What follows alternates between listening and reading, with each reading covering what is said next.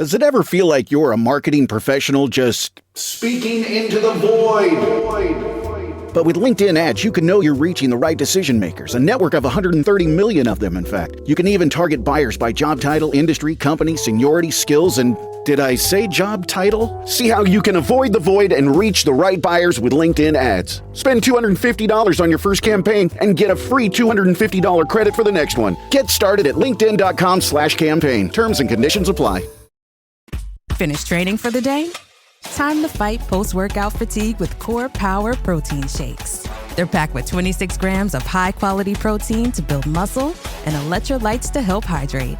The nutrition you need to help your body replenish, rebuild, and repair post-workout so you can power on to the next one. Champion your recovery with Core Power. Visit corepower.com to learn more. This podcast is supported by FX's English Teacher. Last year's critically acclaimed series returns to follow Evan, Gwen, and Marky as they vie for their students' divided attention. See why Cosmopolitan called its premiere season a masterclass of comedy, while Glamour raved it's the year's funniest and most heartwarming new comedy series. FX's English Teacher, all new Thursdays on FX. All episodes now streaming on Hulu. Eric, are you an ice cream in a cone guy, or are you an ice cream in a cup guy? I might be cheating with this answer, but I'm both. Put the cone, shape it in a cup, and then put it in the cup. So you get the best of both worlds. Because the cone gives flavor and gives texture, right? You get that waffly sort of malted back note with a lot of crunch. And then the cup just keeps everything nice and neat and organized, right? Without the cup, then you just have a puddle of just like anglaise all over you. And honestly, not the sexiest thing. But when you have all of them together, then you have decency and flavor and texture. And that's where I'm at. So give me both. I'm a cup guy. I get stressed out when I have a cone because usually it's outside and it's hot. And when it starts dripping, I like freak out and I feel like I'm rushing eating my ice cream. Yeah. So I don't like the cone. It like as a kid, because you're a kid and it's messy and it's fun and it's kind of classic Americana. I don't. Right. I've grown out of the cone stage. But what you're describing, where's your are you still using a spoon or are you using the cone as the spoon? Nah, man. Well, one, you're losing your patriotism right now because what do you mean? It's classic Americana when you have ice cream. It's summertime. Like, what are we doing? No, dude, you got to get both, man. And I feel like ice cream parlors are getting hip to the fact that folks want a little bit of both. Because I agree, you don't want to like have a mess all over your, your summertime outfit. But then also, you got to have the cone, bro. You got to have the cone in there. Okay, fine. We're on your side again. Once again, you've yeah. swayed me with your cone plus cup take, even though you kind of broke the rules. And we're going to talk about breaking the rules on this episode of Top Chef.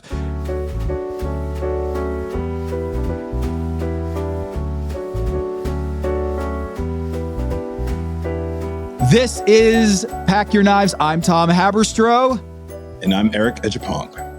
And we are going to talk about episode 3, Best Served Cold. We've got a Jamaican patty quickfire, and then a hockey-themed elimination challenge. But really, the takeaway here is that Katiana is a beast. She is. Yeah. She is a monster, actually. It's a very rare feat to take over an entire episode of Top Chef. It doesn't happen often when a chef wins both the quick fire and the elimination, all within the 40 minutes allotted in the show's time. But she did it. And you know what's even more impressive? She did it so early in the game. Usually you'll see this kind of like towards the end. We saw Chef Melissa do it in the last All-Stars or the previous All-Stars. But it's rare when you still have 10 to 12 people around you and you still above, like head and shoulders above water, are still number one the entire day. Now you have a massive target on your back. But it's all good. She got like an extra $15K, so it's not bad. $15K. Yeah, she wins $10,000 for the quick fire, the Jamaican patty quick fire, and then she wins with her cold soba noodle dish, which I'm telling you, man, I hated the licorice flavor for her. I thought that she was cooked. I thought she was done. So the level of difficulty too that Katiana was able to turn that into a winning dish, and you could see that she was struggling with it and trying to get more flavor out of it. And I'm like, no more flavor of licorice. It makes me gag. Please, no, do not draw it out. But she hit the right balance. And look, she got the quickfire win in the very first episode. She was the middle in the elimination challenge in the first episode, middle in the second episode. So she won the quickfire in this one and then won this one, which means she's 6 for 6 and not finishing in the bottom. 6 for 6. She's 6 for 6. It's impressive. And then you go into the next round with the confidence of the immunity right behind you. So you can kind of like cook freely. You know, you're in this is a good place to have some nice sort of momentum, a good swag to you as well. But then also, I got to be honest, everyone's gunning for you. Everyone sort of has you in their peripheral. Everyone's looking at you sort of with a side eye, knowing that you are sort of, again, head and shoulders above everyone else right now. And I love the fact that she just came in really, really subtle, you know, nothing too crazy. And then now she's really starting to like take lead in the pack of a lot of talented chefs. I got to be honest, there was some great cooking this episode. Yeah, I'm shedding a tear for Anya here. I remember last week when you were like, "Oh, I want to trade for her," and thank God you didn't trade for her because she got sent home right after that. So, right, as soon after that, dude. It happens like that, man. I mean, it's the drop of a hat, dude. Like we can praise a chef one episode and then literally see that chef go home with and dude, out of all of the challenges too, I'm thinking Anya is going to really be the one to take over this episode, coming from Russia, cold sort of flavors and techniques and profiles and stuff that she's used to. She talked about that pine needle on glaze so like romantically, and I was already bought in. And man, I just wish it would have came together for her. But it's a cold world. All pun intended. It is that is good. Cold world. Let's start from the beginning here because the open, we see that Shuai is missing his family. I get a little nervous about whenever they do these little, vignettes showing someone missing their family. But Shuai, one of my favorites on this episode or in this season, he was fine. He was in the top 3 in the quickfire, which was make a Jamaican patty, which there's a Jamaican diaspora in Toronto, a big immigration in Toronto. I think there's over 200,000 Jamaicans in Toronto. And so they bring in Dwight Smith, who's a private chef and recipe developer, Toronto guy, who has a huge following on Instagram. I was not familiar with his game. And then I checked him out on Instagram and he's got like almost 1 million followers there. So I'm not a Jamaican patty expert, but what I can tell you is that in Miami, Kevin and I used to eat it all the time. And there's a lot of great Jamaican patties in Miami. So talk to me about Jamaican patties and your thoughts on this being a quickfire. Well, unlike you, my friend, I consider myself a Jamaican patty connoisseur. I love a good patty. Give me a flaky crust. I like a combination of butter, maybe a little lard. I like the turmeric. I like the curry.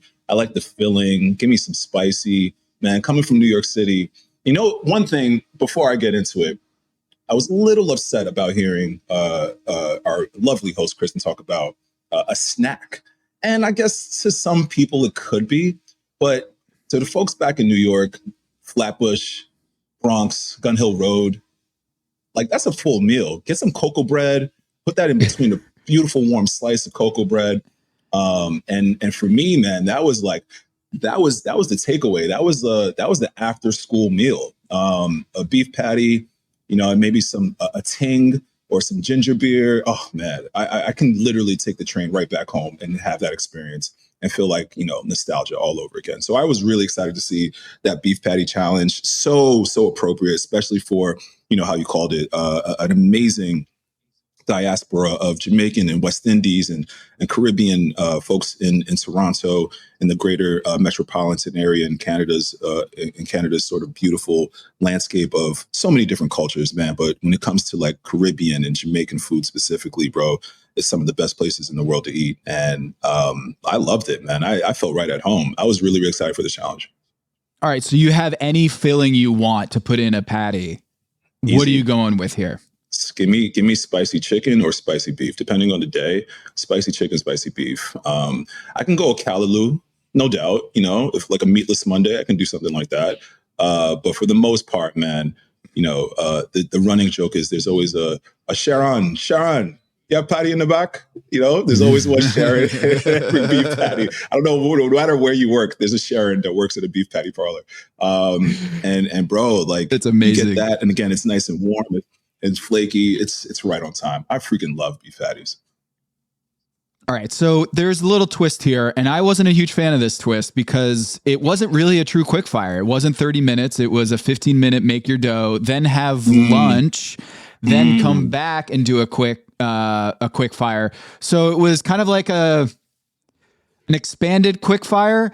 And I'm wondering, you as someone who's done food TV all the time, would this have been better as an elimination challenge? Because you were deeply offended by the characterization that it could be a snack, but is it an entree enough that it could be an elimination challenge? Because obviously you want to do a Jamaican patty episode in Top Chef Canada, Destination Canada. So it presents some issues with timing and making the dough and letting it settle and all this. So what were your thoughts on having this as a quickfire versus an elimination challenge? You know what, man? That's a really good question, because in the format of the show, it's a quick fire. So it kind of sort of like it goes against the grain of what a quick fire is. But then also, I think about waiting for a beef patty. It usually takes 30 minutes and then a break and then like another 30 minutes to get the beef patty going from Brooklyn or in the Bronx, New York. So it felt like right at home, man. I got to be honest. Truthfully, I felt like they needed a little bit more time, because when you really want to do a beef patty well, from my experience, from talking to chefs like Chef Andre Flores and amazing other chefs from the island, bro, you got to let that dough rest. You almost want to freeze the patty right before you fry it or bake it. It gives structure, right? You want to let that dough really, really come together. Let all those sort of gluten sort of rest. Let the butter and everything else laminate. Freeze the dough, however you're going to, fill it. We'll fill it and then freeze it and then drop it in the fryer. Then you get the perfect shape, you get the perfect texture, you get the perfect sort of like crust to filling ratio. So I understand why they gave the chefs a little bit of time. I'm actually curious, because they never mentioned, at least if I missed it, how much time in between for lunch did they have, right? And then coming back. I didn't get that either. And finishing up finishing up the challenge. So it made sense, but still, we saw chefs that actually needed more time. Chef Kat, she was in the weeds from really from the get-go. So clearly, it shows if you're not starting your beef patty off right, you're not going to finish it off right neither. Yeah, let's talk about that. Kat has had some serious time management issues. A lot of issues that, in the.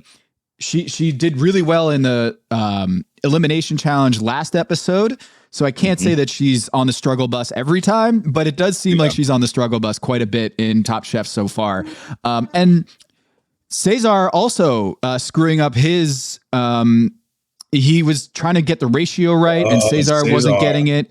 Yeah. And I really wanted him to do well, because I'm a big lamb guy. I'm Greek, so I love lamb, the lamb fat powdered sugar that he was putting together. But the dough issues that you're seeing, was that from the get-go, or was that because of the filling you're thinking? It's typically, it really showed there was maybe like 3 or 4 chefs that knew that this beef patty challenge was coming in, because they worked on their dough. We talked about Schwei last week, working on his poutine and doing it right before the episode, or at least the Destination Canada started. But same thing with like Corwin, coming from Jamaican background, either seen it a bunch of times, cooked it a bunch of times, or really practiced it a bunch of times. But with chefs like Cesar and Kat, they didn't work on their dough game, and that's I gotta say, I gotta knock a couple of points off, even from my mind, Cesar. Number one, why are there strawberries on your the patty? I didn't get that. I didn't understand the direction. Yeah. Is it sweet savory? Is it sweet? Is it a hand bite? I didn't know. So I was really sort of thrown off with that. But yeah, man, it starts from the beginning, like all great ends of services. If you're not prepping strong, you're not finishing strong. And that starts with elimination challenges. That starts with quick fires. That starts in a restaurant. You got to prep strong. And if that dough isn't, again, relaxed, it's layered. You almost have to sort of like a croissant, layer the dough with the butter or the lard or whatever fat you're using, allow it to rest, sheet it out, fold it, add your filling, fold it, and then I'm saying all this like it's not a quick fire, but then, it is. So you got to be able to do all those steps. And clearly, when you're not starting off strong, you're going to finish really weak. And that's what happened with both Kat and Cesar. All right, let's talk about Massimo. Okay, Massimo, my man. Yo, grinding your oxtail, big red flag here. You know why no one's ever ground oxtail like that? It's because it's super tough. It's super fatty, and you got to cook it down and braise it and put it in a stew or something like that. Because you could just see as he's fighting this grinder that you're like, dude, this is going to end poorly for you. Eric, was this do you get invited to the cookout if you grind oxtail? I was going to say, not even the ancestors, the folks that are still alive are rolling in their graves. Like, bro, what are you doing, man? Like, grinding oxtail. You know how much that costs? You know what a box, like a pound of oxtail costs? And you're over here just grinding it away. There's only one tail per ox, bro. There's only one tail. So you got to be able to like really take it and love on it, man. And grinding it is not the way you want to go. I understand oxtail, you hear it, it goes well with the patty. Jamaican culture, oxtails are like king. It's more coveted than caviar. You know what I mean? Like oxtails are delicious. So, but you got to cook it down, right? Like can you cook oxtail quickly is my question. There's pressure cookers all throughout the kitchen. So there's ways to get out of that. And you can make it happen, especially with a really nice sort of broth. You can create a base and really get it done and get some sort of like tenderness from it. But that mechanical way of sort of grinding it down like it was a chuck flap or, something, dude, it was just the wrong method for the wrong protein for the wrong dish. And as soon as I saw that sort of like trajectory of where he was going, I'm like, bro, it's not going to work. So I assumed that it was going to taste or at least eat like muddledness, because also you got to remember there's tons and tons and tons and tons of fat all throughout the oxtail, whether it's outside, whether it's subcutaneous, like you got to be able to separate the two. And if you're not, then now you're cooking with like a gelatinous, over processed piece of beautiful protein, not the way to handle it. Massimo, you should know better. He's not coming to my cookout, but I mean, whatever. Yeah, he's I think if he was in an elimination challenge with that, I think he would be sent home. I know the dough fell apart for Kat and Cesar, but he also didn't provide a sauce. And so what are your thoughts on this? A few chefs didn't have a sauce with their beef patty, with their patty. What are your thoughts on serving a patty without a sauce? Because Massimo not only did the oxtail, but he didn't kind of give that texture or any sort of dipping accessory next to his dish. Totally. Not completely necessary, but it was required for the challenge. Like again, many of patties I've eaten throughout my life in my day. I've had them with sauce, without sauce, and I'm just a happy camper regardless. So the fact that they needed to add it into their dish, and the fact that he didn't, I don't know if it was a time management thing. I don't know if he just thought it would just be flavorful enough. But give me some pepper sauce, man, a Scotch bonnet, just a quick hot sauce. I love the play on I think it was Shuai, who made some sort of like, help me if you have it. Down. The Shuai did the scallion pancake with chicken curry and curry buttermilk sauce. The curry buttermilk, yes, there you go. That sounded really, really good. So yeah, I gotta say, man, Massimo is in the most endearing ways, probably one of my favorite chefs to watch this season. Yes. He's funny, he's hilarious, he's always quick with the joke, man, and he seems like he's sort of the comic relief that the chefs need, especially during really tense moments. But I was disappointed. I gotta be honest, man. I love Massimo, but he wasn't showing out for his home country. Yeah, he looked when he presented the dish. I remember Dwight asking like pure oxtail, like are you, what? And he's like, yeah. And he kind of knew it. And so they weren't a huge fan. So running through the dishes real quick, I mentioned schweiz. Yeah. Anya did a pire jok with ground beef and ajika spice, kind of a meat pie. They really enjoyed that. Kat had the curried shrimp and banana. Obviously the dough didn't come together, wanted more time with the dough. Shrimp and banana, I wasn't loving that combination either. When she explained it, I was like, for me, that's not hitting right. But does feel a little Caribbean. Massimo, Zubair. Okay, Zubair had the saltfish Vaduvan patty with green Thai chili, piquillo pepper as well. Man, Katiana is the favorite for me, but Zubair is really close. He's incredible. He's been doing a lot of great food, and he finished in the top 3 on this one too. And the judges appreciated the saltfish as well. Mm-hmm. Yeah, you got to have a little saltfish, which is really impressive because you got to soak it. I don't know how it was prepared for the chefs, but like to get that beautiful saltfish back note in a patty, I'm actually intrigued and I want to do that myself. Like that, Zubair has been cooking his butt off the past couple episodes. Yeah. And Corwin, I know he's the hometown favorite here, being Jamaican. So what are your thoughts on the garam masala with curry chickpeas? Is that a vegan dish? Is that a vegan patty there? You know what? The curry chickpeas is another favorite in the patty universe when it comes to the lexicon or the hierarchy of like patties. I can do a curry chickpea patty for sure. I've definitely had a couple. I like it. I'm not mad at that direction. It's sort of zagging where everyone's zigging, probably going like animal protein, right? So you're really trying to stand out right there. And I'm pretty sure he was confident in his patty. The fact that he even was confident enough to go in the pizza oven, that was like, give it a little smoke, get a little char, get a different profile. So I really respect the direction that Corin was going. And it seemed like everyone, kind of like when you're cheating on a test back at school and everyone's sort of like looking at your station or looking at the other desk, right? I felt like everyone was doing that for Corin, just making sure that they were doing exactly what he's doing so they could stay on par. So he was definitely a teacher, or at least running the race when it came to prep for the patties. But the dish sounded delicious. It was really, really good. What is sui? Henry did a fengnik and turmeric patty with char sui mushroom. So SIU, I want to say it is. I don't know what that is. I got it. Yeah, me neither. That one was that was new to me. So it's hard to even say how it sounded. It was intriguing. Char sui, context of Chinese cuisine refers to a few dishes, most notably Cantonese barbecue pork and crisp pork belly, both popular Cantonese dishes. So it's literally means fork roasted, sui being burn or roasted, and cha being fork, both noun and verb. Okay. Yeah. All right. I see it. Sure. Yeah, I see it. Yeah. I'm in there. Okay.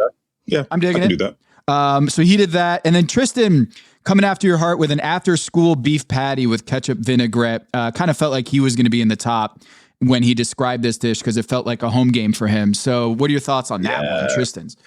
I mean, the romance and sort of storytelling behind it, I was right there with them because me and my boys right after school go over to the local patty shop. Shout out to Golden Crust. People slack on Golden Crust. Golden Crust is delicious, I gotta say. But yeah, going to Golden Crust, getting that beef patty with the cocoa bread, that was me all day. But to me, was it a tart or was it a patty? It looked like an open-faced tart. Am I correct? Yeah, it didn't really give patty vibes. Yeah, it didn't really give me patty vibes. The story was better than the actual dish itself, it seemed like. But I mean, listen, Tristan knows how to cook. So I was really, really sold on the dish and the flavor profile for that. Paula continues to, not really wow the judges. She had the spiced lamb with goat cheese, with the Ecuadorian hot sauce. Cesar, we talked about that. The lamb tartare, which a toaster with the turmeric dough issue that he had, bacon and strawberry, interesting, confusing also. Lana did the Krabby Patty with Cajun and tomato, which also, I think she's a sleeping dragon here. I think she's going to be or sleeping tiger. I don't know, crouching tiger, sleeping dragon. Crouching. There you go. And Vinny chopped cheese patty. Okay. trip to New York. Back to New York. Listen, Vinny, I gotta say, I was sold. The patty looked delicious, but it felt like it lacked a depth of flavor that they were really looking for. I love the direction. A chopped cheese. Again, New York City, you sort of colliding two different worlds right there. New York has probably next to Canada and Toronto, one of the other biggest sort of like populations of Jamaicans in West Indies, outside of Jamaica and West Indies. So I thought it was a great sort of play on the dish, man. I thought it would do really well, but it seemed like it was safe enough. Yeah, the whole bottle of hot sauce was also a choice. He's going for it, and visually, I don't know why, but the whole lining with the mustard and the cheese, I think he did. I didn't like that. It kind of felt, I don't know, gimmicky? It felt like a gimmicky hot doggy, and he's kind of has this thing where he did the apple earlier, and it just seems like he's trying to make a statement with some of these things where the presentation he lays the presentation on really thick. And it shows with the apple. It shows later on with the dish that he made with the, was it strawberry shortcake and which I thought was brilliant. But his plating style, tells more of a story than the actual story does. Does that make sense? Like you don't have to sort of explain it all the way through the plate. A little extra. Well, it's a little extra. It's a little extra. So I thought it was it sounded delicious, but I thought the plate up was a little bit too much. Okay, so you were happy with the overall patty episode, like the quick fire. They presented themselves well. I gotta say, shout out to the producers one more time with Top Chef and these themes thus far in Destination Canada. They've been crushing it and well represented. I think these are one of the moments where you really have to sort of do some deep digging and understand the culture, the lifestyle, the sort of beat of Canada and its various cities and the people that sort of occupy it, and especially the food like lexicon and the food sort of history that goes throughout the country. So they've been crushing it right now. They would be remiss without doing some sort of patty, challenge. And I'm so glad it happened so early on, so we can see so many different chefs and their takes on a classic. Hello, listener. It's producer Maze here to talk to you about Kindred. Now close your eyes like Owen Wilson during a job interview and imagine a way to travel that feels personal, comfortable, and connected without the price tags and the sterile feelings of hotels or short-term rentals. Now open your eyes and stop using your imagination, because Kindred has made it very real. That's exactly what they do. Kindred is a members-only home swapping network. It's not a hotel. It's not a short-term rental. It's a smarter way to travel where each stay feels like home. Here's how it works. With Kindred, your home is your ticket. You earn credits by hosting fellow Kindred members, and then you use those credits to stay in over 220,000 homes in more than 100 cities worldwide. There are no hotel costs or rental fees, just the credits that you've earned. Every stay comes with white glove service, 24/7 trip support, and $100,000 in host protection. Make it easier for you to travel and enjoy yourself and not worry about details. I've used Kindred and I found an amazing home for a weekend getaway in an idyllic location with amazing views and great ambiance. It had everything I needed. And the best part was, it cost me $0. So apply now at livekindred.com and use code DINGS to join for free. Plus, you'll earn 5 nights of travel credit just for signing up. That's right, that's 5 whole nights for free at livekindred, KINDRED.com, code DINGS, DINGS, livekindred.com, code DINGS. Listener, listen up. This is important, okay? I'm going to try to save you some money here. If you're still overpaying for wireless, it's time to say yes to saying no. At Mint Mobile, their favorite word is no. You may think like, oh, that's bad. No contracts, no monthly bills, no overages, no hidden fees, no BS. Here's why I said yes to making the switch and getting premium wireless for $15 a month. You heard that correctly. $15 per month. Ditch overpriced wireless and the jaw-dropping monthly bills. And of course, there are all these hidden fees and stuff, but at Mint Mobile, plans start at $15 per month. All the plans come with high-speed data, unlimited talk and text. You're not doing like weekend and nighttime minutes or anything like that. and it's delivered on the nation's largest 5G network. Use your own phone. Don't have to get a new phone. Use your own phone with any Mint Mobile plan and bring your phone number along with all of your existing contacts. I switched months ago. People have asked, did you actually switch? Yes, I actually switched months ago, and I don't know what to do with all this extra money. I've cheated the system here. I've rigged something. This is an Ocean's 11 situation where I'm stealing wireless from Mint. That's how good a deal it is. Ready to say yes to saying no? Make the switch at mintmobile.com/dings. That's DINGS. That's mintmobile.com/dings. Upfront payment of $45 required, equivalent to $15 per month. Limited time new customer offer for first 3 months only. Speeds may slow above 35 gigabytes on unlimited plan. Taxes and fees extra. See Mint Mobile for details. Hello, listener. It's Producer Maze here to talk to you about Quince and their cookware. Cooler nights mean cozy meals at home, and Quince's cookware has made fall cooking so much more enjoyable. Their pieces deliver the quality and performance of luxury brands, but at a price that makes sense. And they look gorgeous on the stovetop, too. No matter what item you need to complete your kitchen, Quince has you covered. With 5-ply stainless steel pots and pans, nonstick skillets, chef-quality knives, and even ceramic bakeware, which is perfect for cozy casseroles or Sunday roasts. And when you look at these prices, you might think, how is Quince doing this? How do they deliver high-quality items similar to high-end brands that are half the price? Well, let me tell you, they partner directly with ethical top-tier factories to cut out the middlemen and pass the savings on to you. And it's not just cookware. I got myself some bath sheets. That's right. When you're a tall man, you have to use bath sheets, not bath towels from Quince. It's like drying off with the cloud. It's incredible. Upgrade your kitchen for cozy fall meals with premium cookware from Quince. Go to quince.com/dings for free shipping on your order and 365-day returns. That's QUINCE.com/dings, DINGS, to get free shipping and 365-day returns. Quince.com/dings.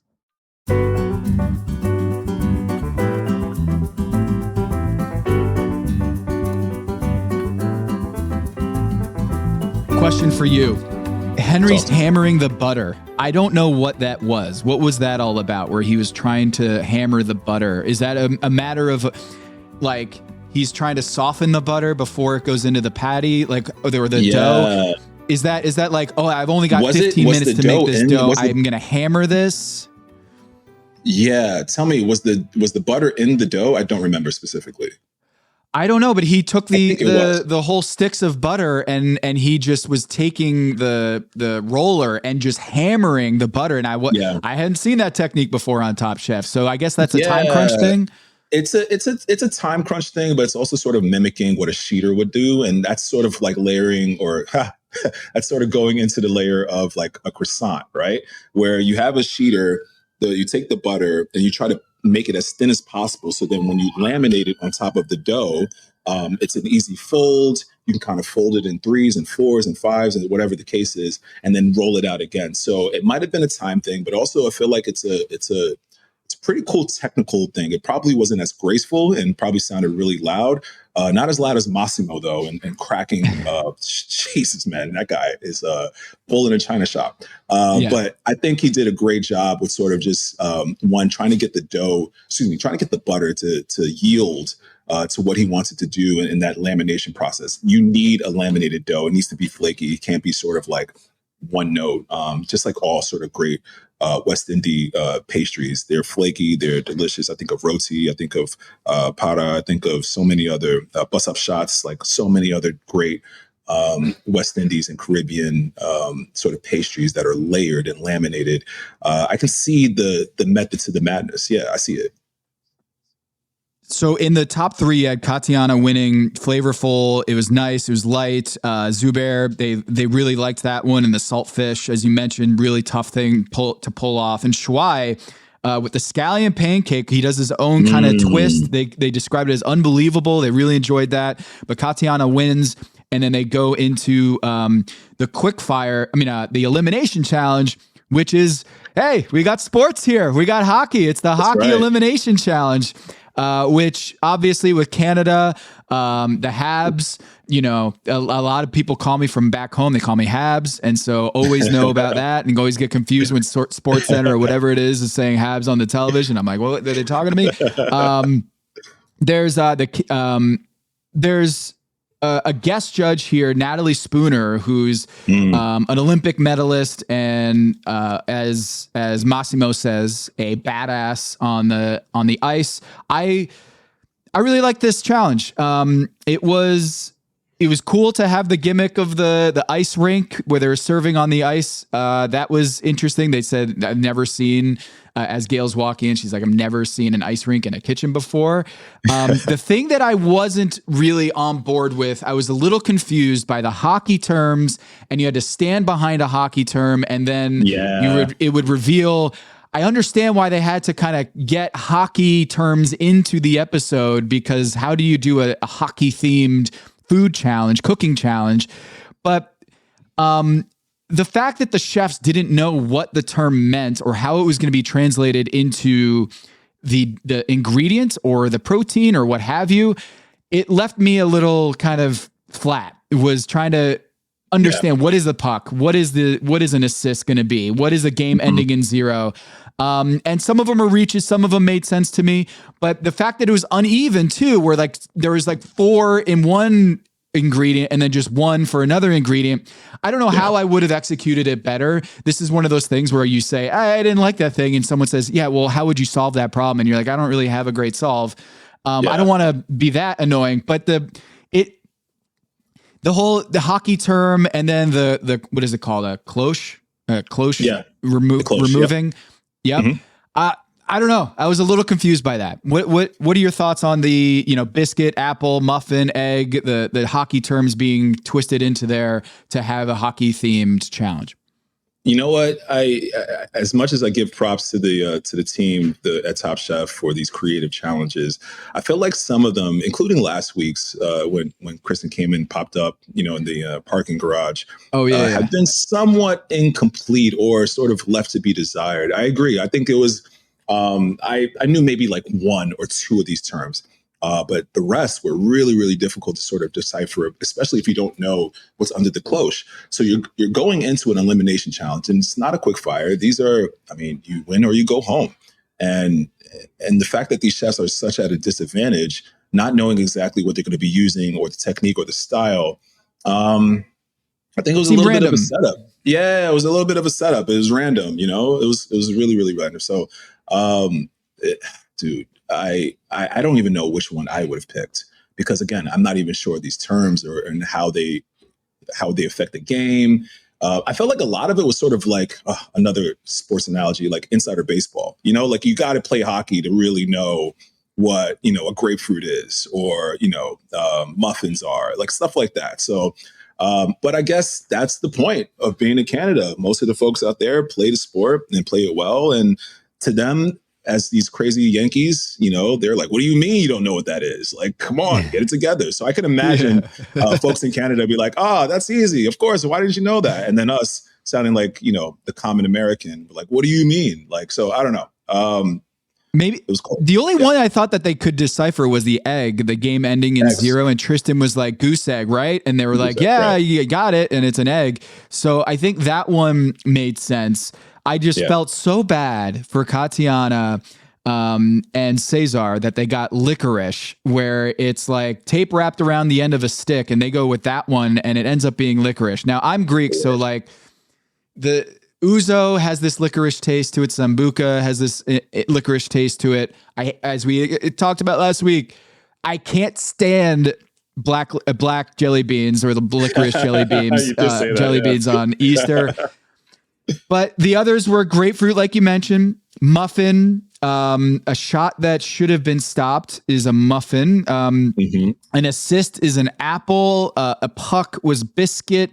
And then a shot that hangs around the net for a second was peanut butter. So those were the ingredients. So you're saying you don't know what hockey term you would have stood behind, but in terms of those ingredients, peanut butter, biscuit, apple, muffin, egg, grapefruit, and licorice, Give me one that you'd be most excited to work with on this ice challenge, and one that you were like, man, I really hope I wouldn't have to cook with that. I was really intrigued by what the chefs would do with both the grapefruit and the peanut butter, especially making a cold dish, right? Like, I think you can do some really creative stuff with those two specific ingredients. They lend themselves to cold when I think about it. Grapefruit is a citrus that grows, in the cooler months. So you kind of like cook what grows with it. And I think that's something really, really like intriguing. It's a beautiful fruit. It's a great sort of background singer that can be, a Beyonce when you want it to be. So I really enjoy grapefruit. The peanut butter, another one, great ingredient to work with, hot or cold, but specifically cold because of all that sort of texture that it gives and great flavor profile. Like, you're eating peanut butter immediately. So I like those. I would have stayed away from the muffin. And licorice. The muffin is tough. Like, what do you do with that? It's already in full form. You know what I mean? Yeah, It's already cooked. Yeah. So how do you like further manipulate that? And then the licorice, I'm with you, man. I don't hate it as much as you do. I don't like it. But there's great sort of like ingredients. I saw fennel being used. We saw the licorice liqueur being used. So there's other things that you can kind of pull that are not as astringent as, licorice itself, right? Or black jelly beans or anything like that. So it's less on the sort of egregious totem pole for me, but number one would have been muffins. Like, keep me away from that. And if I picked that and I had no idea, I'd be pissed, especially like looking left and right and see what the other chefs had picked up, man. I would have been upset. Yeah. Yeah. Egg, right? Like, you can do a lot of different stuff with egg. You can do a lot of stuff with apple and grapefruit for a cold dish. And I guess I should have mentioned this. The challenge was you have to present a cold dish, and best served cold, the episode title. It's tougher to do that when you have a muffin, because it's already cooked, like you said, and some things just lend itself better to a cold dish than those two things that are a pastry that's already been cooked. But when you see the breakdowns here, I thought that some, like Corwin, that was restaurant quality. The apple dish that he did was exactly. He didn't overthink it. He did an aguachile scallop with apple ponzu with gel, and like, I feel like crudo or aguachile or a ceviche, it's very hard to screw that up on Top Chef, and he did an excellent execution. I totally agree. I think Corwin's this mindset towards the dish and the ingredient was exactly how I would have played it. It's almost low-hanging fruit, no pun intended. Like apple, cold, ceviche, crudo. Like, you're given these amazing sort of like parameters to work with, and all those things work well with each other. So like, why don't try to reinvent the wheel? Do exactly what the challenge says and do it to your best ability. And I thought he made a beautiful looking dish, one of the best dishes we've seen, at least I've seen thus far in season 22. And the flavor profile was fantastic. It's tart, it's sweet. You have the beautiful sort of oceanic back note and buttery back note with the scallop, raw preparation. Really, really, really beautiful dish. Well played. I thought Corwin's dish was I think it could have won ultimately, but it was a really, really close race. Yeah. All right. So Zubair with the muffin. Sorry, I keep saying Zubair. It's Zubair, I believe. He did the muffin where going more Eurocentric with the Zubair. I know. I don't know why I'm throwing an extra syllable in there.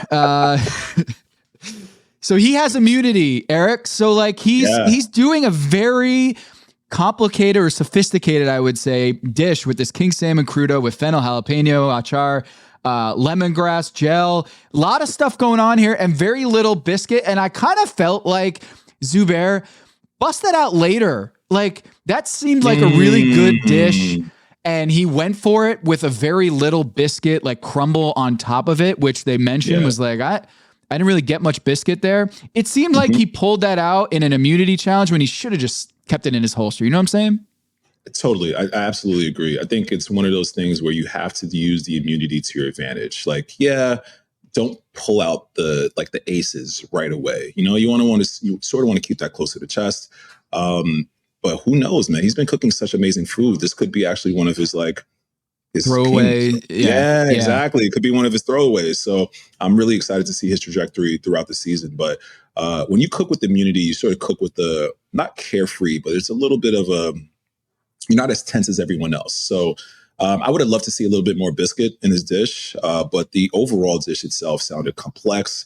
It sounded nuanced. It sounded delicious. But I agree, man. It's something that probably would have been busted out later on when it's maybe half the amount of chefs or even less. All right, let's talk about Anya and Massimo. They both had what I thought was just a lot going on. Their cook was not correct. They didn't seem to execute. Who do you want to start talking about here, Massimo or Anya? I'll give you the chef's choice here. Let's go with Massimo here. Yeah, Massimo, man. Unlike Katiana's sort of double Vic, Massimo had two really just poor performances this episode where he the biscuit on biscuit, or excuse me, the muffin on muffin on muffin on muffin. It's a great sort of concept, but after a while it can be gimmicky, right? And I understand you want to sort of hammer home the flavor profile and really double up on the gameplay. But bro, ease up. And then when he dropped his butter, it seemed like he's just, again, a bull in a china shop. I think he goes a little bit too fast for himself and his brain.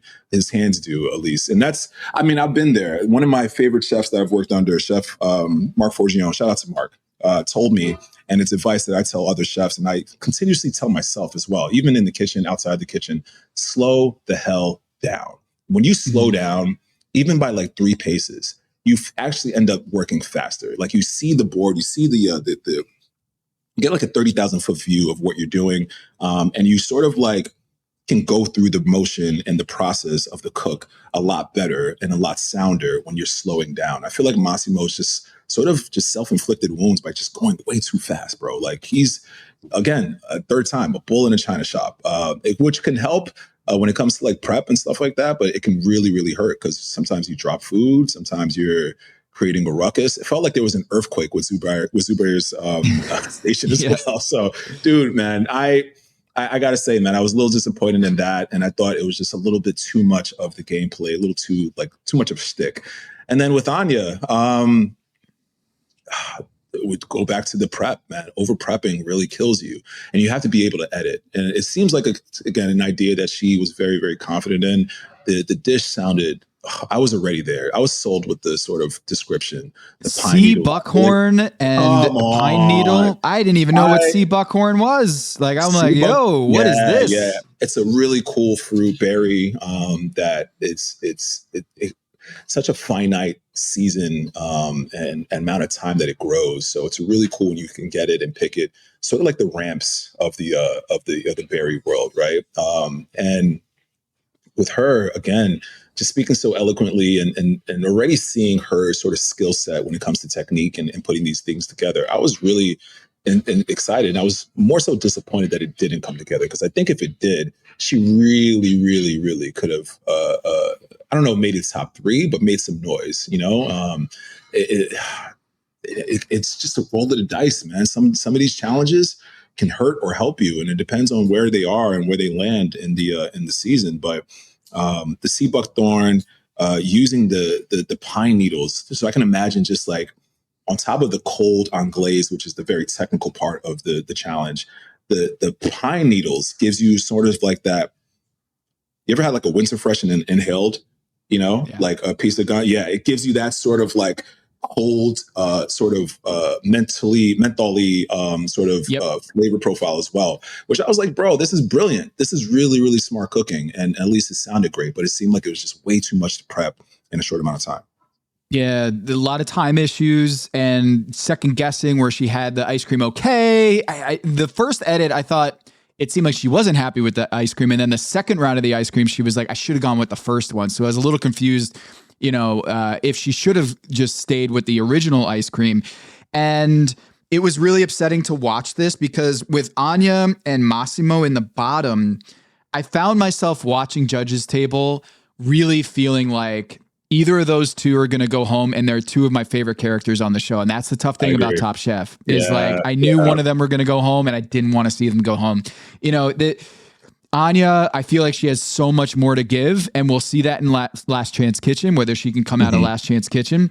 But you know, the whole mama bear aspect of her, that she really is someone who has, you know, taken like a senior position of this Top Chef cast. And I really wanted her to go far in this competition. And that really hurt to see that and the pine cones of last week, and just coming out with these ingredients that I would not think of when she's going with a cold dish. And being Russian, she's like, I've got this. I've got a lot that I want to do, and maybe just tried to do too much. It seemed like she was all over the place there. She swims in the San Francisco Bay. And I wanted to ask you, are you a cold plunge guy? Like, are you someone who can handle like cold water? I grew up in Connecticut where like I'm able to, like when you go in the water in like June, it is cold. It is not hot in the Long Island Sound. And so I'm wondering, Eric, how are you around like cold water or any sort of that? Do you take cold showers? Have you done a cold plunge before? No, I don't understand why anybody would do that. I think that's absolutely insane. Like, for what? Why would you like submit yourself to something as insane as going 50 below your body degree swimming? No, like, no. What's the point? I don't get it. No, I don't get it. I mean, more power to you. You can tell me and I can live vicariously through it, but not me. Not I, said the fox. Put me in something hot. I like warm water. I like hot showers. You know what I mean? Like, no thanks. I'm all good. You know what even gave me more PTSD, aside from the fact that she said that she swims in the San Francisco Bay, was the fact that Lana said chefs on ice when all the chefs were there. And it's funny because it's almost like a double entendre. For the folks who know, especially for Top Chef alum, Chefs on Ice is one of the most, like, my back like straightened up, because that's literally what the producers and the handlers say when they want all the chefs to be quiet and listen, right? They say chefs on ice, like chefs get on ice. And it really just means like freeze, stop talking, be quiet, listen up. So when Lana said that, I thought it was a producer's like voice that made it through the edit. And I was like, what do you mean chefs on ice? So I thought that was hilarious. Double entendre for the folks who know all the Top Chef alum. I'm pretty sure they all had that same similar reaction that I did when I heard that. Wait, so it's a way for when you're cooking, you stop, or is it when you're hanging out and you're just chilling, you're in the stew room? Yeah, more than likely hanging out. So typically it happens in between like a location. So let's say you have your quick fire, you finished it up.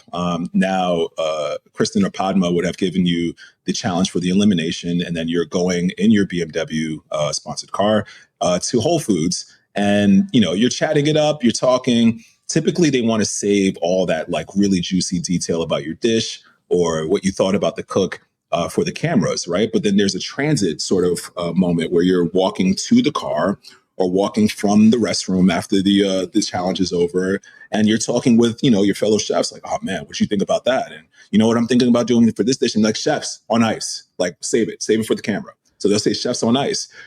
So when, I don't know if Lana said that like tongue in cheek. But listen, it really like it snapped me like, when she said that, I was, So that's really interesting. That's one of the things that as an audience, we would never have known. That's an inside behind the scenes BTS little detail there. Another thing that I was noting here as I'm watching the show, and wondered if you could kind of explain what the emotions are like when you have to prep and then do an overnight and then cook the next day.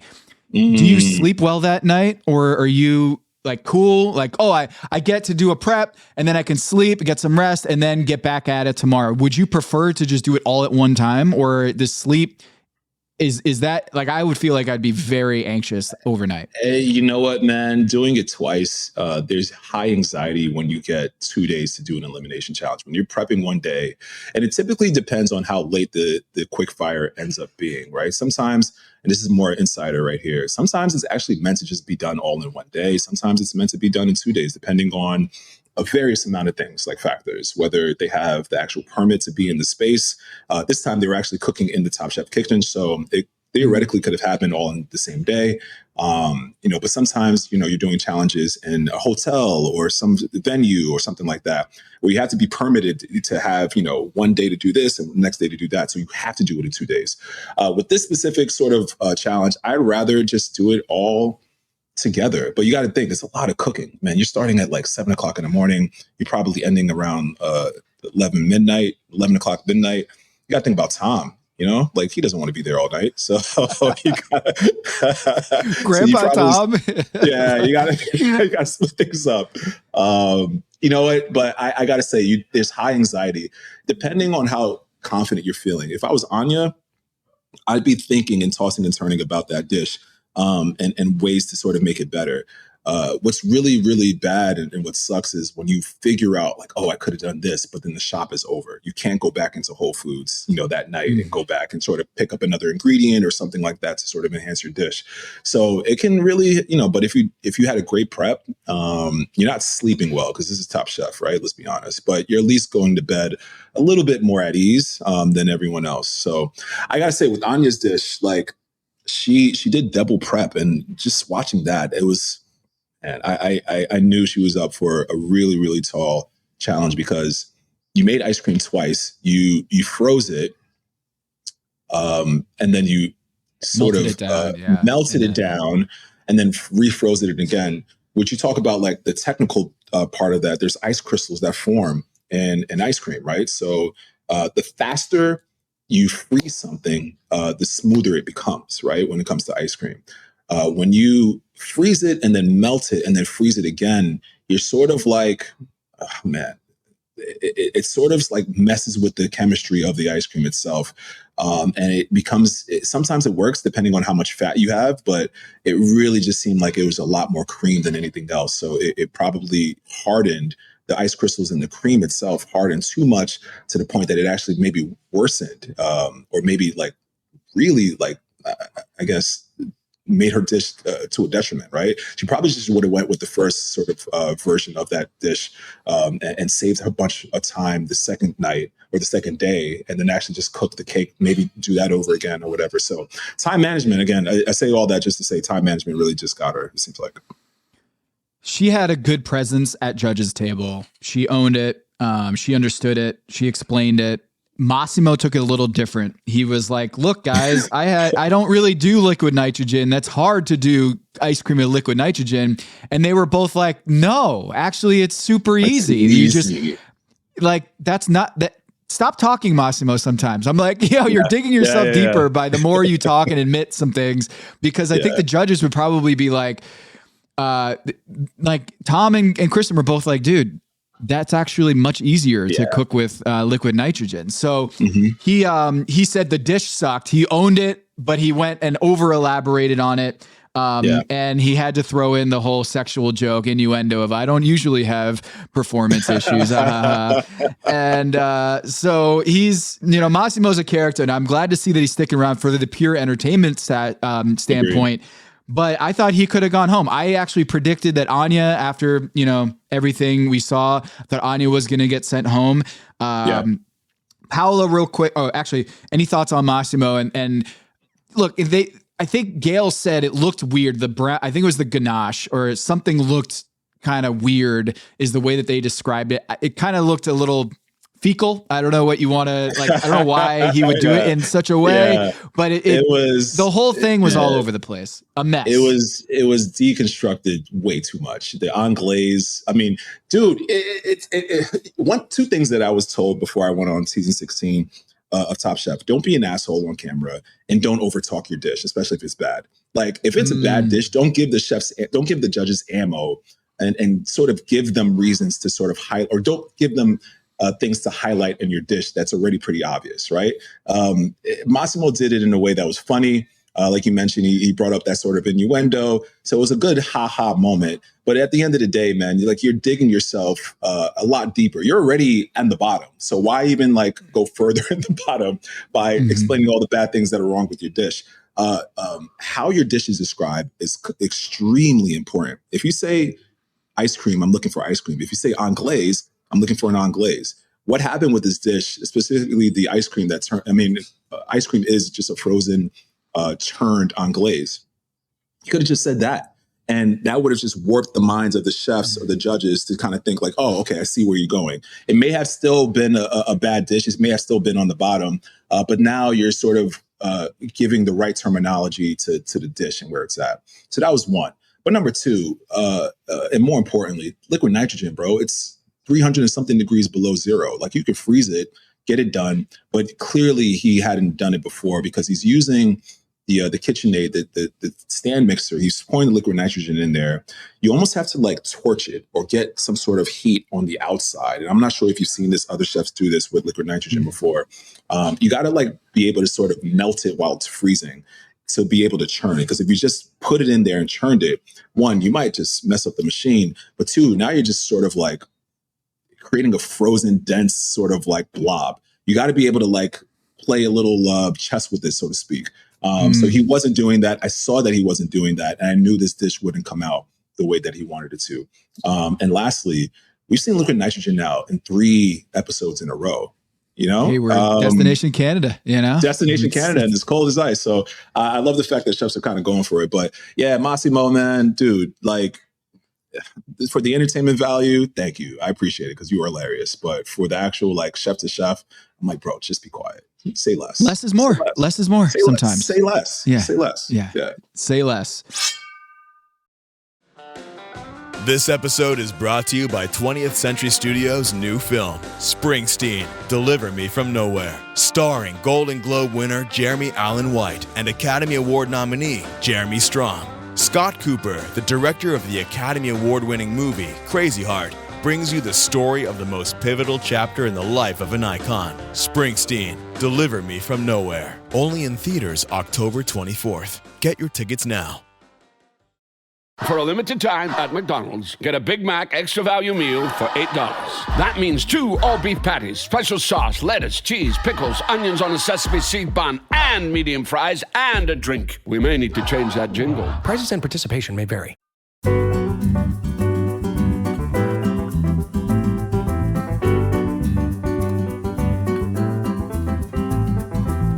Tristan did a little home FaceTime with mom and his stepdad and basically was, you know, having a moment there. And every time we do these FaceTimes, I get a little nervous, but man, he came with it.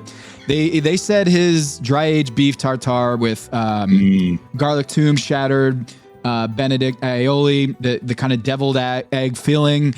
Brilliant strategy. He's coming on strong. He's someone that on your team, I'm jealous that he's on your squad because he's coming through. They described it as perfect. It made the flavors sing and the inventiveness, because I kind of feel like tartare is a little bit of a shortcut. It's a little bit of I feel like it's that and crudo and the crudo. Yeah, exactly. Yeah, exactly. All those things where you don't have to cook it. It feels like a shortcut and a cheat code.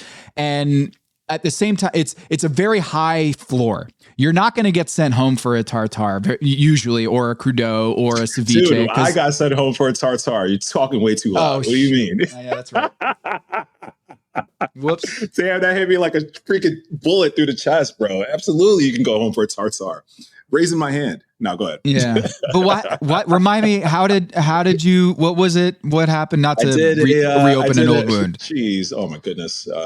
I got to pay my therapist all over again. No, I did a jerk tartare for my elimination challenge, or for the finale challenge, and it got sent home. Yeah, but that's an elimination. I mean, a finale like that. It was. I'm saying the margins are very slim there, very slim. You know what? It is. You're right. To your point, man. And I'm just giving you grief, man. You know what though? I thought with Tristan, I thought it was actually a brilliant play of the egg, because you used it twice, right? You used the deviled egg and that frozen liquid nitrogen. So there's gameplay on top of the use of the ingredient, but then the tartare typically has what in it? An egg, right? So it kind of gives you that mouthfeel and all that. So you use it in 2 different ways. I thought it was really, really smart and inventive. But I got to be honest, bro, I was holding my breath when I saw mom and stepdad on the camera and they're having that moment. We've seen that, bro. I think honestly, the producers have gotten really, really hip to the fact that, you know, we all sort of anticipate, you know, when we have these really heart-to-heart moments with family, or it's the first chef sort of like, you know, the vignette of the first chef in the beginning, they kind of know exactly. So they're They're either We're zigging. striking out on those because Corwin, We have. We had Corwin in the beginning, Kat, and I think Anya maybe too. And Anya lasted a few episodes here, but yeah, they're throwing us off here. They're throwing us off the scent. It's like we're now kind of through the looking glass on this. Is maybe we're overthinking this with all these little FaceTimes. But he did great, and Shuai doing the egg, the sweet corn semifredo with sweet potato mochi with graham cracker. And then going to the judges table and saying, I am terrible at desserts. This dude has so much confidence in a weird way by admitting that you're terrible at desserts and still presenting a really good dessert. That's some serious gangster like confidence in a way that like I'm surprised when a chef walks into the judges table and says, I'm really bad at doing this thing and then presenting a dish. Man, that's ice in his veins, ice in the veins, baby. Nah, Shuai did it. He, you know what? When you're a savory chef and you're going into a challenge that's, you know, you maybe have to cook a dessert, or a dessert is sort of the obvious option there. You want to kind of have one or two dishes in your back pocket. I feel like Shuai used all of his repertoire in that one dish, and he did it well. I mean, it is what it is. You made it to the next round. Yeah, and Zubair does the muffin that we already hit that. Massimo, Corwin, Anya. Lana did she had peanut butter. She did a chilled peanut soup with pickled shrimp, which wowed one of the hockey players who was like, I've never had pickled shrimp before. They were pleasantly surprised by that one. Vinny with the biscuit. The tweel, he's got a lot of Buddha low in him where he does the little tweel, they have to break the ice. They're very smart. Strawberry shortcake. I know you love this dish, so talk to me. I absolutely love the dish. I thought it was, next to Corwin's dish, visually stunning. Gorgeous dish. The strawberry shortcake with the ice, and it was... I love Vinny's mind. I really do. I think I'm fanboying and maybe just having a love affair right now with Chef Vinny. Aside from the gimmicky sort of aspects of his gameplay, which, you know, is tongue in cheek. It comes and goes. You can take it or you can leave it, you know, leave or take it. He can cook, man. And his food is beautiful. And he's shown that time and time again. I thought the presentation was fantastic. I thought the breaking the ice was just a really, really great play, and romantic as well, and it's something that the chefs or the judges really enjoy getting into. But the dish lacked that biscuit flavor, and I think if he would have brought that home a little bit more, man, it might be a different top three. Yeah, he's coming. All right, so here's my thought on Vinny's biscuit dish, the strawberry shortcake. That would have been right up there. I'm a big fan of the Ben & Jerry's strawberry shortcake, cheesecake, strawberry cheesecake, strawberry shortcake, anything. My dad is famous in our family for eating an entire strawberry shortcake, like the entire one. He got it for his birthday. It was gone the next morning, and everyone in the family's like, yo, did you eat Dad's strawberry shortcake? And he was like, you know, he was like Winnie the Pooh, where he's got honey all over his face. He's like, yeah, I'm sorry about that. Oh man, you got the cake for him. It's his cake.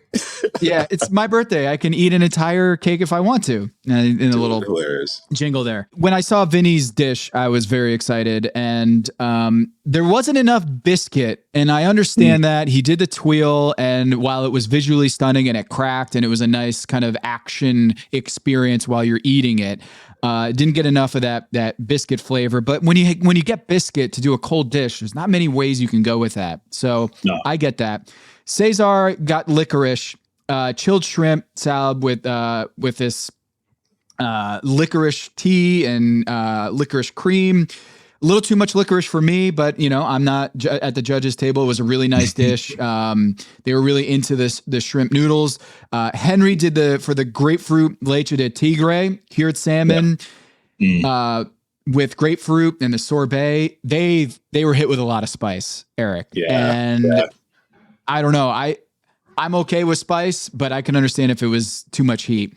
And Kat, she did the aguachile paloma with mezcal, scallop tartare. She had a concept in her mind. She executed it very well. It was stunning, they said. Fireworks, great job. And Paula, ceviche hippie hapa with sable fish, cucumber tartare, avocado cream, and fried quinoa. Just I can understand why that was in the bottom. It was like in between a soup, or was it a crudo, ceviche? I guess in Ecuador, more soup, it's more brothy and more soupy than typically. So of those dishes, anything you want to hit about those dishes there? I gotta say, with Paola's dish, the scale, the ratio of the actual crudo to the let's call it like an agua fresca, or crazy water, if you will.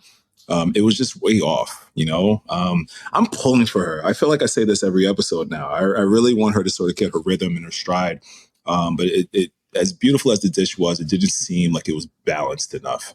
What else? When you're Eric, when you're doing West African cuisine and someone might not be familiar with that preparation or something that you grew up with, do you have to kind of make it more approachable, if that's a word, like to make it like, because she's like, no, this is how we prepare it, and they're like, yeah, but we don't like it that way. Do you have to kind of make it more Americanized to make the judges be okay with it? If it is true to your roots, you want to make it that way. Yeah. It's a tough and a thin line to walk on, because you want to stay true and authentic to the dish. And, I'm ignorant to the dish. So there was a moment for me like that as well. When I went to Macau and I did it at a goosey, and, the judges, they appreciated the flavor, but they didn't know the texture. And I'm like, no, this is it. Like, this is how it's done. So I understood, and I kind of felt, I put myself in her shoes, so to speak. But it's a thin line, man. You got to be able to sort of pull out those sort of cultural dishes. And the gameplay comes really, really strong with that as well. So I say you want to try to adapt the flavor profile or the technique as much as you can to adhere to the challenge, because that's the number one thing. You want to make sure that you actually get on to the next round and not necessarily just cook a cultural dish for the sake of cooking a cultural dish. Yes. Right? So there's that. But then also, there's ways that you can impart flavor and technique that also works well with the specific challenge, and you kind of have best of both worlds. So it's a lever, you know what I mean? It's very, very temperamental. But I think when you have it right, then you're really cooking with, some really nuance, and you're cooking with gas. Yeah. I'd say it's tough though. It is tough. Yeah. And I think the reason why she was in the bottom three, not just because of the cook, but also she didn't have much peanut butter in it, and that's where if you're in an elimination challenge, you got to have that peanut butter flavor come through, especially when it's peanut butter, where it's like, it's not a tough ingredient. Everyone's cooked with peanut butter before. And so it shouldn't be that much of a challenge to have peanut butter. You could have a peanut sauce. You could do any sort of different direction. And so that to not breathe through, I think that was problematic. So she's safe. Massimo's safe. Anya goes home. Katiana, Corwin, and Tristan are in the top three. Katiana wins.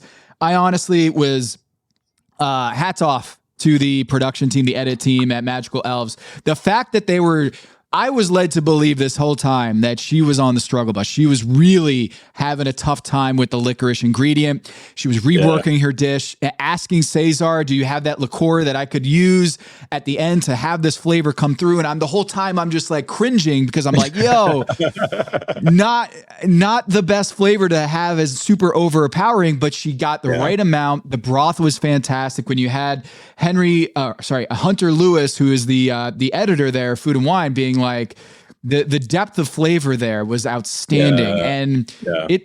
I'm more of a hot soup guy, or hot ramen. At this place down the street here in Charlotte does Menu that does cold soba noodles and stuff. I haven't tried that out yet. I have to do it. But for her to do a cold noodle dish with licorice on paper, I'm out. I'm out. I gotta say, that's not what I'd be picking right off the menu immediately. But it goes to show, man, you have a deft hand. You can really cook with skill and nuance, man. You can make a really flavorful. She's a talented chef. Let's just cut straight to it. She's a really talented chef. You have one of the most hardest ingredients to work with outside of the biscuit and the muffin. The flavor profile. I think the technical aspect of involving something that's already cooked and sort of already made is tough. But the flavor profile of something that I think universally is not necessarily the most tastiest thing to eat, it's got to be difficult. It has to be hard. It is hard. And then to win off of that as well, it shows a skill above other chefs. It shows a skill and sort of where she's at mentally as well. One, you get boosted with the confidence of winning that quick fire, and then you go in with the elimination challenge and you just freaking knock it out the park, man. Or hit it in the net with this analogy. She killed it, man. I thought it was really impressive. Her food looked beautiful, well presented. But I was with you, man. I was holding my breath, bro. I was like, oh, this is it. I was kind of like, oh, this is it. And she pulled it through, man. Kudos to her. All right, so that's not easy. She helps give me 39 points total for our fantasy teams. I've got 39. You've got 26. Tristan, Zubair are still, I think. I mean, Vinny's, after the elimination challenge win in the first episode, he's been gliding through. Cesar, I think you've got a really good squad. Bailey goes home. I'm going to talk about the Last Chance Kitchen here in a little bit, but Paula, she's got to come through here for you soon. On my team, I'm very nervous about Kat. For some reason, I just think she's got time management issues, that she's really struggling. Massimo, really fun, but I've talking too much. Less is more. Corwin came through. He finally came through with the Jamaican patty episode. Maybe that kind of gave him the inspiration to come home a little bit, and then had a really strong dish here in the elimination challenge. Any final thoughts here as we move on from we've already done hockey, we've already done poutine, already done the Jamaican patty. We've still got some really cool Canadian. We've done maple as well. They're cooking at a high level. This is a good season. This is a great season thus far. 3 episodes in, I'm sat on my couch. Watching every single minute, man. The food has been incredible.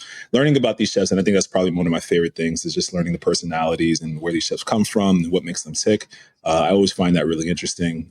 As someone in the industry myself, I always love to hear why people like what their why is, and it's really cool to sort of dig deep and get family and get I love hearing Tatiana's sort of background and Tristan and his family as well. Like, fantastic season thus far. Can't wait for more. Michael Cera's coming up, man. That's one of the funniest guys in the world, bro. Like, I can't wait to see it.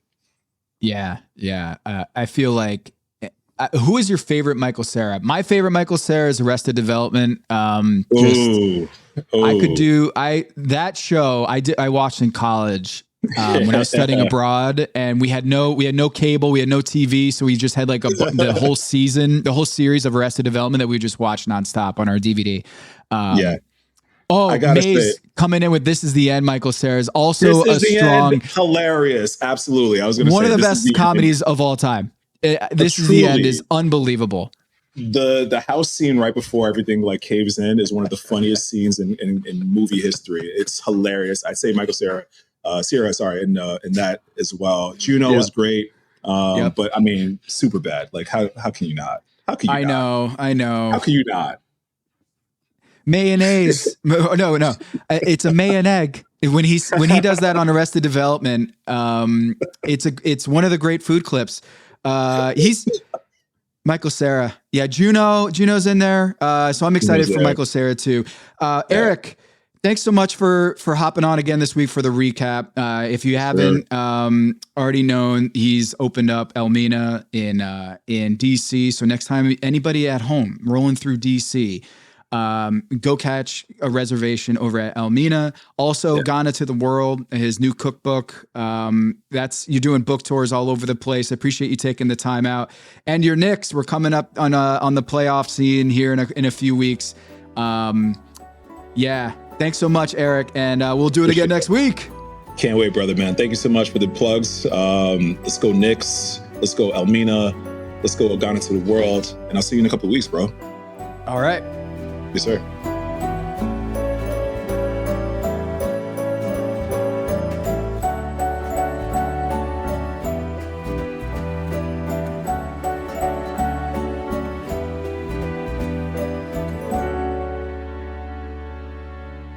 All right. right, Last Chance Kitchen. We've got Bailey, Sam, and Mimi. Last Chance Kitchen again this year in Last Chance Kitchen. They don't have just 2 chefs going head to head. They got 3 chefs going into the Thunderdome with Tom Colicchio. They had to do an elevated dinner dish of Canadian bacon. So you couldn't do like an Eggs Benedict or a bacon, egg, and cheese or any sort of breakfast item or lunch item. You had to do an elevated dinner dish with Canadian bacon, or also called P-meal bacon. Didn't know that. It's not the belly, it's the loin. So I don't even know if there's what is bacon anymore. I always thought it was the belly. But apparently it's also the loin. Canadian bacon is the loin. It had this little like dusting or a crust on top of it. I don't know. I'm very confused. I'm going to have to do some more digging on what Canadian bacon actually is, or P-meal bacon actually is. But the sliced Canadian bacon, the discs that we had as kids, I always like to have it with a Thomas English muffin. You have a cooked egg. You throw a Canadian bacon slice on that English muffin and a slice of American cheese. You throw that in the microwave and get out of town, go off to work or whatever it is, go off to class. That's like an Egg McMuffin right there, ready to go. Egg McMuffin, one of the most underrated dishes in fast food, in my opinion. They didn't do English muffin or Egg McMuffins in this episode because he had to do a dinner dish. Bailey did this pimenton grilled pork loin agua dulce, dill yogurt. The flavors were great. Honestly, this was one of the best dishes we've had on Top Chef this season. It was perfect. There was no bad moments here that Tom Colicchio said. It was excellent. And so she wins this episode of Last Chance Kitchen. Mimi goes home with this play that she does on schnitzel. She had chutney, this curry ketchup. She had a little sour on top. Tom liked it. He also liked Sam's dish, the sandwich with peppers and maple chili aioli. It was beautifully cooked. What saved the dish was the carrots on the side. It made it elevated. You might be saying to yourself, sandwich, elevated dinner food? Well, who's getting a sandwich if you're going for fine dining on a Canadian bacon? But apparently that carrot side dish really made it and kept him in the competition. Tom Colicchio says to Mimi, look, you can exit the kitchen. I got to say, I want a little bit more spice from Tom. You know, Pack Your Knives and Go is saved for the elimination challenge on the regular Top Chef. I feel like we can work a little bit better with you can exit the kitchen now. I don't know. Tom, maybe we can do a little bit more pun. I know he loves a good pun. He's got some great dad jokes up his sleeve, and I'm hoping that the send-off, you Pack Your Knives and Go equivalent for the Last Chance Kitchen can be a little bit. I just want to dial up the dad jokes a little bit. As a dad myself, got to make it happen. I love seeing this from Bailey. Bailey had really struggled with confidence issues. They did a lot of this in the opening of this episode in Last Chance Kitchen, where she was feeling like she's not as talented or doesn't have the same level of skill or resume as some of the other chefs in the main competition. But she proved herself here, and I hope that confidence boost really helps her in Last Chance Kitchen, because she deserves very much, evidenced by that dish, the grilled pork loin agua dulce. It looked awesome, perfect. And when Tom Colicchio can't find a flaw in your dish, that means you belong. So Bailey, you belong, and I'd love to see Ying still in that peanut gallery. She's going to be joined by Mimi. It is upsetting to see Mimi go home, like officially out of the competition. Had high hopes for Portland, Maine. Shout out to New England. And I also appreciated this from Bailey. Fewer top chefs. Hold on, let me say this again. I got to get this stat right. There have been fewer top chefs than there have been people in space. Bailey, amazing factoid, 100%. Amazing, great stat here from you. I didn't know you were a statistician or your friend was a statistician, but the fact that there have been fewer top chefs in the world, in the history of Earth, of mankind, than those who've been in space, it speaks to how they are part of this exclusive club, and I love that little pep talk that she gave Ying. That's Last Chance Kitchen. We're doing that every week. a week later than the Last Chance Kitchen airs, we'll be doing the Anya episode next week when she goes and faces off Sam and Bailey in Last Chance Kitchen. Next time, talk then.